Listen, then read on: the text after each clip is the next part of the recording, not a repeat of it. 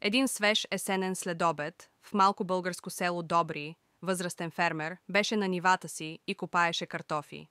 Животът беше прост и Добри го харесваше такъв. Докато забиваше кирката си в земята обаче, той удари нещо необичайно – метален звън. Намръщен, той коленичи и избърса праха, за да разкрие малко, покрито с скал флаш устройство. Добри беше чувал за флашки, но самият той никога не беше използвал такива.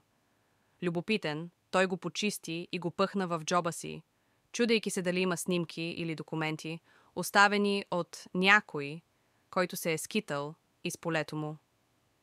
Същата вечер, под прикритието на мрака, Добри яхна стария си червен москвич в близкия град Мадан. Беше чул за компютърна зала в местното училище и реши, че може да погледне съдържанието на флашката там. Той изчака, докато всички си тръгнат, шмугна се през един отворен прозорец и си проправи път в тихата празна компютърна зала. С треперещи от смесица, от вълнение и нерви ръце Добри включи флашката. Екранът оживя, разкривайки иконата на биткоин портфейл. Объркан, но заинтригуван, Добри го отвори и очите му се разшириха. Акаунтът беше зареден с биткоини на стойност милиони долари. Тъкмо когато започна да разбира съдбата си, изскочи друга папка.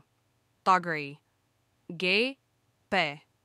И при отварянето й екранът на Добри беше бомбардиран с изображения, които със сигурност не бяха това, което очакваше. Разсеян, той не забеляза бръмчащия звук, идващ от компютъра, докато не стана силен. Компютърните вентилатори се завъртяха все по-бързо и изведнъж – бум! Целият компютър избухна, изпращайки Добри да полети назад, когато пламъците избухнаха през стаята. Шумът от експлозията отекна по училищните коридори и събуди Севди Местанов, коравия директор на училището. Без да се колебае нито миг, Местан изтича по коридора и с закален в битка вид отвори вратата с ритник, връхлетя и намери Добри сред огнения хаос. Местан се хвърли, сваляйки Добри на земята. Последва кървава битка, летяха удари и изригваха искри навсякъде около тях. Докато пламъците се разпространяват, Добри посегна към вярната си кирка. С последен замах той удари Местанов, с което битката приключи с мрачно мълчание. Препъвайки се на крака, Добри си проправи път през пълните с дим зали, излизайки навън, само за да бъде посрещнат от мигащи сини и червени светлини. Полицията беше пристигнала с извадени оръжия и викаше да се предаде. Но Добри не се отказваше.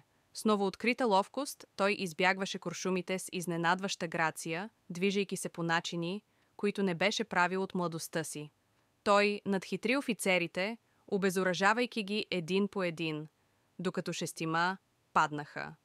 Втурна се към москвича си, скочи и с скърцащи гуми потегли към Смолян.